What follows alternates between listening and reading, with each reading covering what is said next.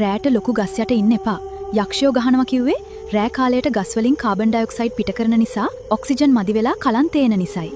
මිදුලේ කොහොඹ ගසක් වවන්න කිව්වේ කොහොඹවල තියෙන ස්වාභාවික විෂබීජනාශක ගුණයෙන් නිවසට එන ලෙඩ රෝග පාලනය වන නිසායි.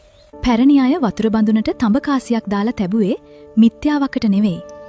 තඹවල තියෙන ස්වාභාවික ප්‍රතිබැක්ටීරියා ගුණය නිසායි. නැගෙනහිරට හිස දාලා නිදාගන්න කිව්වේ පෘථුවියේ චුම්බක ක්ෂේත්‍රයට අනුකූලව රුධිර ධාවනය නිසි ලෙස සිදුවෙන්න උදව් වන නිසායි.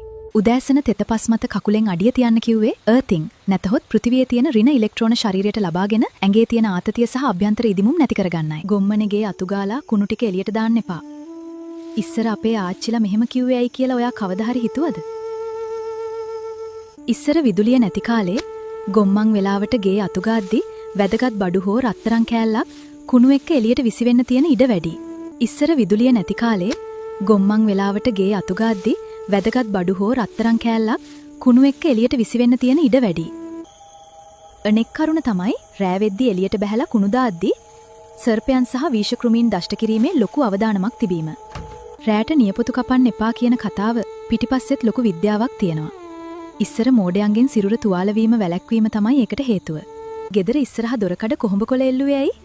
සුළඟත් එක්ක ගෙදර ඇතුළට එන වාතයේ තියෙන විෂ බීජ සහ වෛරස් ස්වාභාවිකවම පෙරලා පිරිසිදු කරන්න කොළවලට පුළුවන් නිසායි. කෑමට පස්සේ කරාබු නැටියක් හපන්න කිව්වේ කටේ සුවඳට විතරක් නෙවෙයි. කරාබු නැටිවල තියෙන යුජිනෝල් රසායනය මගින් ආහාර පද්ධතියේ ගෑස්ට්‍රික් තත්ත්වයන් සහ බඩ පිපීම ෂණයෙන් නැති කරන නිසායි. වම් අතින් කෑම කන්න එපා කිව්වේ ඉස්සර සනීපාරක්ෂක කටයුතු වලට වම් අත භාවිත කළ නිසා රෝග බෝවීම වැළැක්වීමටයි. ගස්වලට අලු දාන්න කිව්වේ අලුවල තියෙන පොටෑසියම් සහ ස්වාභාවික කෘමිනාශක ගුණය නිසා පලිබෝධකයෝ විනාශ වන නිසායි. මැටි කලගෙඩියෙන් වතුර බොන්න කිව්වේ මැටි වලින් වතුරේ pH අගය පාලනය කරලා ස්වාභාවිකවම වතුර කූල් කරන නිසායි. මැටි වළං වල උයන්න කිව්වේ කෑමවල තියෙන පෝෂණය විනාශ නොවි අම්ල ගතිය සමබර කරලා සෞඛ්‍ය සම්පන්න කෑමක් ලැබෙන නිසායි.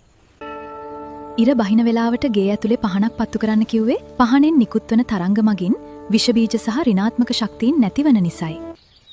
උදේට තනකොළ උඩ පාවහන් නැතුව යන්න කිව්වේ ඇස්වල පෙනීම වැඩි වෙන්න සහ පෘථිවි ශක්තිය ශරීරයට ලබා ගන්නයි.